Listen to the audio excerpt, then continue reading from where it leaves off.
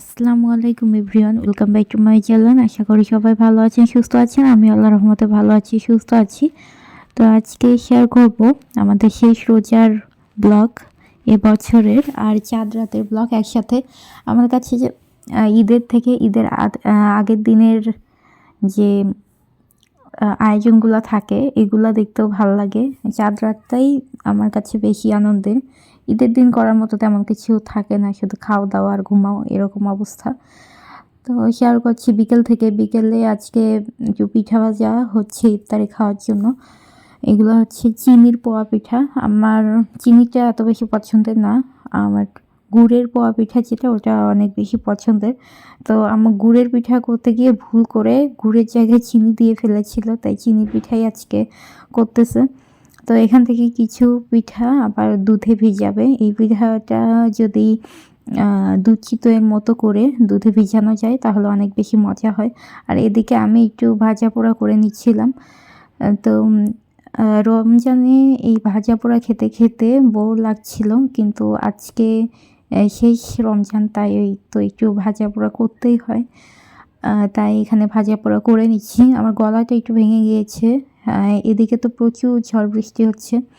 তো ঈদের দিনও ঝড় বৃষ্টি হবে কি না সেটা চিন্তায় ছিলাম, কিন্তু আল্লাহর রহমতে ঈদের দিন কোনো বৃষ্টি হয়নি। তো আমি এখানে পেঁয়াজ ভেজে নিলাম, তারপর বেগুনি ভেজে নিলাম, কলা চপ এসব ভেজে নিলাম। তো আজকে লাস্ট ইফতার। রমজান মাসকে বিদায় দিতে অনেক বেশি খারাপ লাগে, কারণ রমজান মাসে সব কিছু একদম রুটিন মাফিক হয়। পুরো মাসটাই আল্লাহর রহমত কাজ করে। তো তরমুজ কেটে নিয়েছি, আনারস কেটে নিয়েছি, আবার আনারসের জুস, তরমুজের জুস এইসবও করেছিলাম। তো সেদিন তো ভুল করে টক দই এনেছিল, তাই আজকে মিষ্টি দই আনা হলো। তো ঈদের দিনে যতই আমাদের আগে থেকে দই মিষ্টি কেনা থাক না কেন ফ্রিজে, ঈদের দিনে কিন্তু আবার নতুন করে দই মিষ্টি এইসব সকালবেলায় নিয়ে আসে। তো আজকে দই নিয়ে আসলো, এটা হচ্ছে মায়ামনি থেকে নিয়ে আসছে। আমাদের এদিকে যে কোনো হোটেলের দই অনেক ভালো, যেটা কিনা ঢাকার নামি দামি হোটেলের দইগুলো এরকম হয় না। উত্তরবঙ্গের দইগুলো ভালো, বিশেষ করে বগুড়ার কাছাকাছি এলাকার দইগুলো অনেক বেশি ভালো। এই যে দেখতে পাচ্ছেন দইয়ের যে টেক্সচার, অনেক ক্রিমি আর খেতেও অনেক বেশি মজা। এই দইগুলোর সাথে ঢাকার দইয়ের কোনোই মিল নেই। আমি যে ঢাকায় যে কয়েকবার দই খেয়েছি আমার ভালো লাগেনি।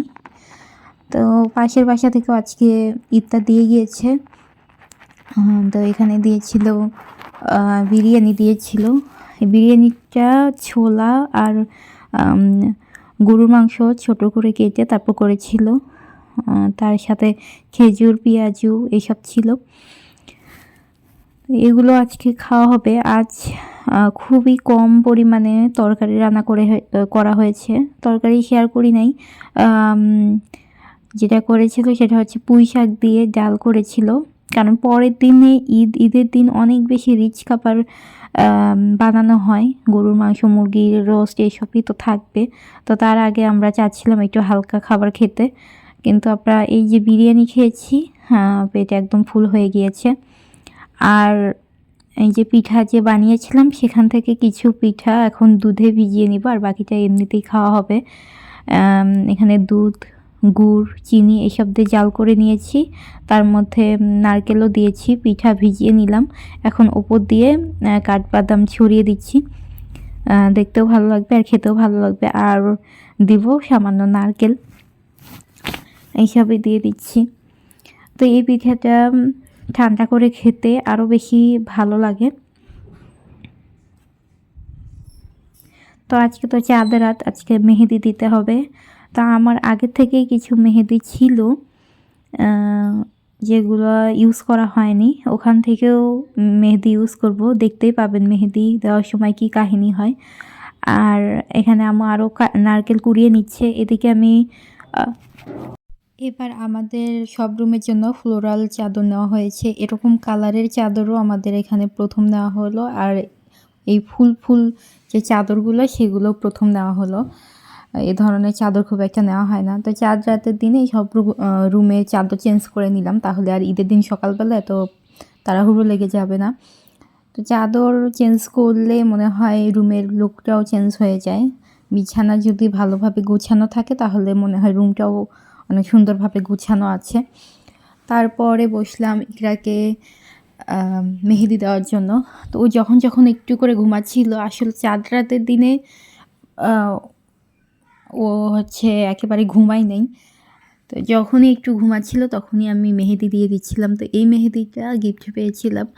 আমি মেহেদি দিতে অতটা বেশি পছন্দ করি না। আমার কাছে মনে হয় মেহেদি দিলে হাতটা খুব হিবিজিবি লাগে। তারপরে ঈদ বলে কথা, তাই একটু মেহেদি দিতেই হয়। তো এই কাভেরি মেহেদিটা এবার কেনা হলো, তাই ইকরাকে একটু দিয়ে দিলাম। এটাই আমার প্রথম ইউজ করা কাভেরি মেহেদি। এর আগে এই মেহেদিটা আমার ইউজ করা হয়নি। তো ইকরাকে একটু দিয়ে দিয়েছি কোনো রকম ডিজাইন করে। এত নড়াচড়া করে ও, ভালোভাবে ডিজাইন করতে পারলাম না। আর আমার এই যে আগের বছরের মেহেদি ছিল মমতাজ, তারপরে স্মার্ট, এগুলো হচ্ছে আগের বছরের আমার কেনা ছিল, আমি দেই নাই। তো কাভেরি মেহেদি ইকরাকে দিয়ে দিলাম, যেহেতু এটা এবার নতুন কেনা হয়েছে আর এইটা আগের বছরের, তাই আমি দিব এটা। তো মেহেদিটা দেওয়ার পরে আমার এক্সপেকটেশন খুব ভালো ছিল যে রং হয়তো অনেক বেশি ভালো হবে, কিন্তু ইকরার হাত ধোয়ার পরে দেখলাম একটুও রং হয়নি। প্রায় 1 ঘন্টার মতো ইকরা ঘুমিয়েছে, একটু রং হয় নাই। আর আমি এই যে কাভেরি মেহেদি অল্প দিয়েছি, ইকরার রং দেখে আমি আর এটা দিলাম না। তারপরে আবার দিয়েছি মমতাজ। মমতাজ মেহেদি দেওয়ার পরে যেটা হয়েছে, টিউবের মধ্যে মেহেদি আটকে গিয়েছে, মেহেদি আর বের হচ্ছিল না। পরে আর কি করার, আমি যে এরকম করে একটা ডিজাইন করে নিলাম কোনো রকমে। তো এই হচ্ছে মেহেদি দেওয়ার স্ট্রাগল কিন্তু এখনও শেষ হয় নাই। হ্যাঁ, দেখতেই পাবেন পরে আরও কি হয়েছে। তো এরই মাঝে আবার সন্ধ্যাবেলা আম্মু ওই যে করছিল, পায়েস রান্না করছিল। আমার কিন্তু মেহেদি ওই যে ওই হাতে ওই অবস্থাতেই আছে, টিউবের মধ্যে মেহেদি আটকে গিয়েছিল আর বের হচ্ছিল না, তাই আমি ওই মেহেদিটা ফেলে দিয়েছি। আর নতুন একটা মেহেদি আনতে বলেছিলাম, তাই স্মার্ট মেহেদিটা নিয়ে এসে দিল ইকরার বাবা। এটা দিয়ে এখন আমি বাকিটা কভার করব। তো এক হাতেই দিব কোনো রকমে হালকা পাতলা। আর এদিকে আমার পায়েস রান্না হয়ে গিয়েছে। পায়েস তো আমরা এরকমই খাই, একটু মানে মাখো মাখো হয়, বেশি দুধ থাকে না। তো পায়েস রান্না এদিকে হয়ে গেল। তো রাতের বেলা এই কাজগুলো হচ্ছিল। রাতের বেলাতেই ডেজার্ট আইটেম 2-1টা বানিয়ে রাখবো।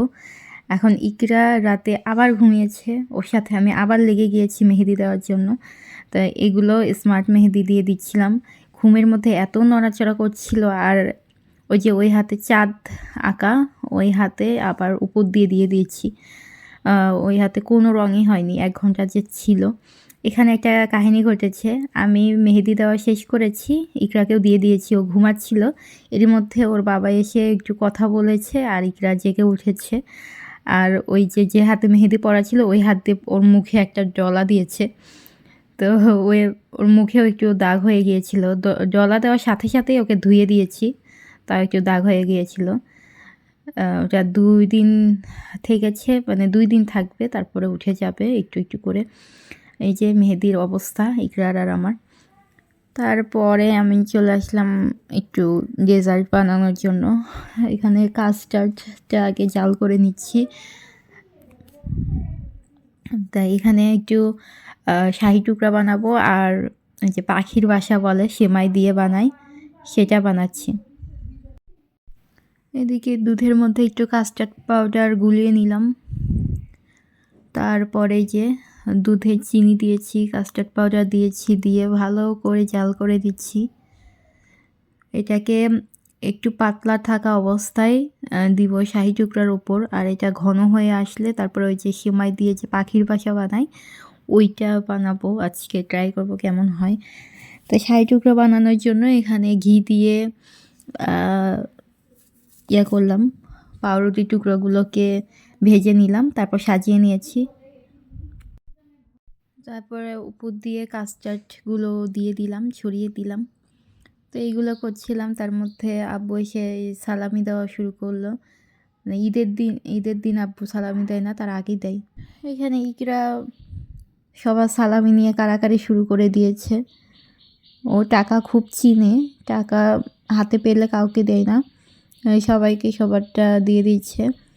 এদিকে ইকরারটা নিয়ে ও দৌড় দিয়েছে, ওটা আর কাউকেই দিবে না, টানাটানি শুরু করছেন।